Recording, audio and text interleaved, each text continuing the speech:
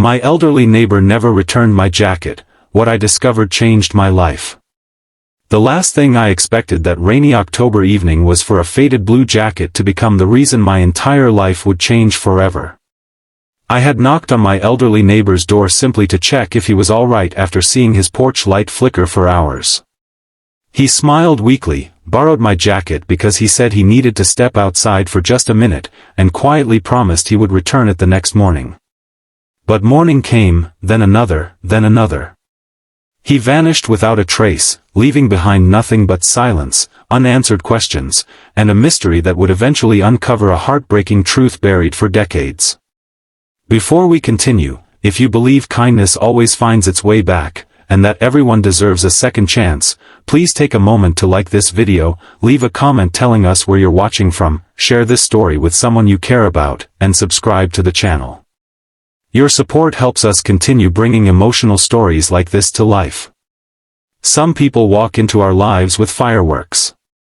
Others arrive quietly, unnoticed, until one day we realize they changed everything. My elderly neighbor, Arthur, belonged to the second kind.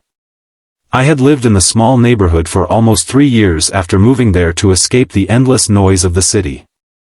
My marriage had ended painfully. My career had stalled. Every morning felt exactly like the one before it, and every evening ended in the same empty apartment where silence echoed louder than television or music ever could. I wasn't looking for friendship. I wasn't looking for purpose. I simply wanted a place where nobody knew my past. Arthur lived directly across the street in a weathered white house with peeling paint and an overgrown garden that somehow still produced beautiful roses every spring. He looked to be in his late 70s, maybe early 80s. His back was slightly bent, his hands trembled whenever he carried groceries, and yet he never complained. Every afternoon, he carefully watered the flowers that lined his porch, moving slowly as though each step required determination. We exchanged polite waves for months before either of us spoke more than a few words. Eventually, those short greetings became longer conversations. I started helping him carry groceries. Sometimes I shoveled his driveway after heavy snowfall before he even woke up. In return, he baked old-fashioned apple pies using a recipe that had belonged to his late wife. He insisted they tasted better because they were made with patience instead of shortcuts. There was sadness in Arthur's eyes that never completely disappeared. He rarely spoke about family. Whenever I asked if he had children, he would simply smile and change the subject. One evening, while helping him repair a broken fence, I noticed dozens of unopened letters stacked neatly on his kitchen table. They were arranged in perfect piles, untouched, almost sacred. I never asked about them. Some questions felt too personal. Then came the storm.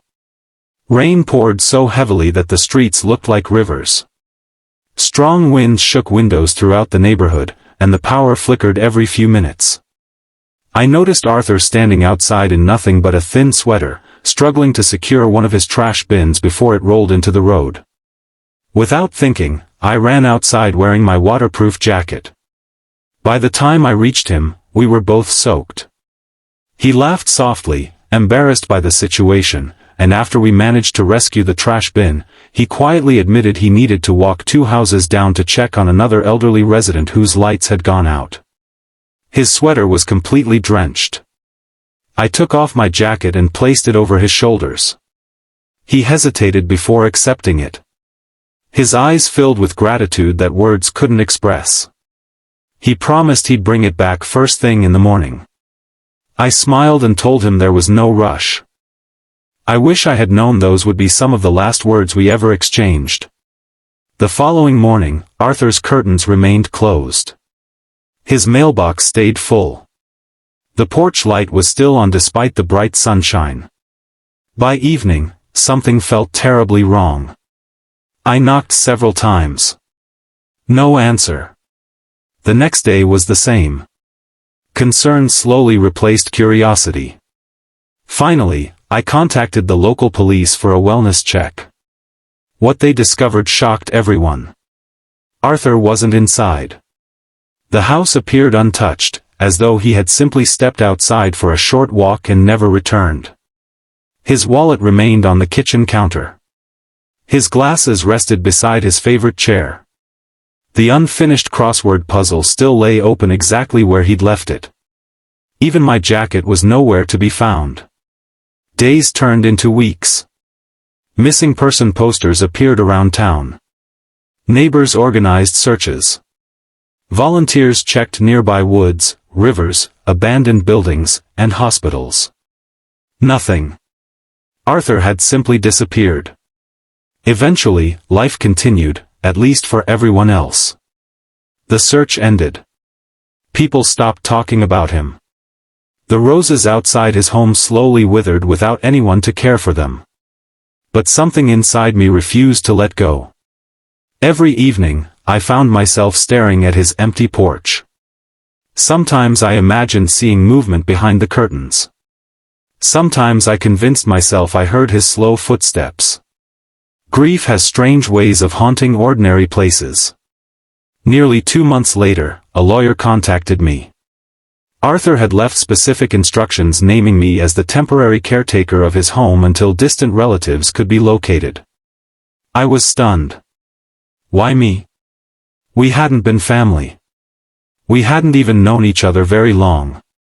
The lawyer simply handed me a key and said Arthur had trusted me. Entering his home alone felt strangely emotional. Everything remained exactly as before. His slippers sat beside the sofa. The smell of old books and cinnamon lingered in the air. His favorite record still rested on the player. While cleaning the dusty living room, I accidentally knocked over an old wooden picture frame. Behind it was an envelope.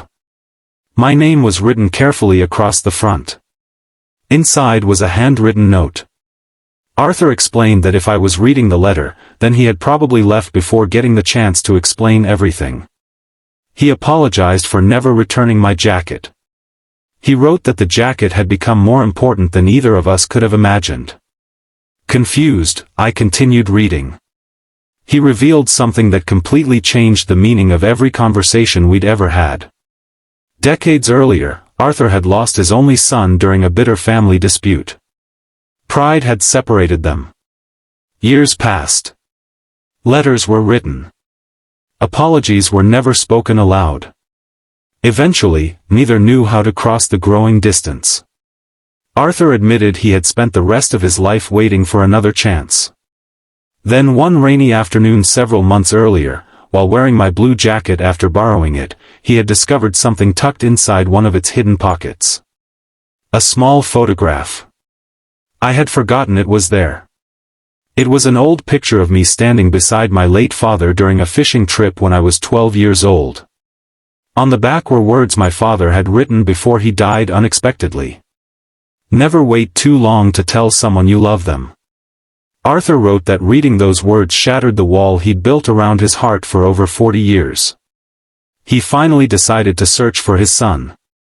The jacket wasn't important because of its warmth. It reminded him that tomorrow isn't promised. He admitted he had taken a train the following morning with nothing but a small suitcase, my jacket, and hope. The lawyer had eventually discovered that Arthur had passed away peacefully several states away after suffering a heart attack. But before that happened, he found his son. The reunion lasted only 3 days. 3 precious days. According to hospital staff, father and son barely left each other's side. They laughed. They cried. They forgave. Arthur died holding his son's hand.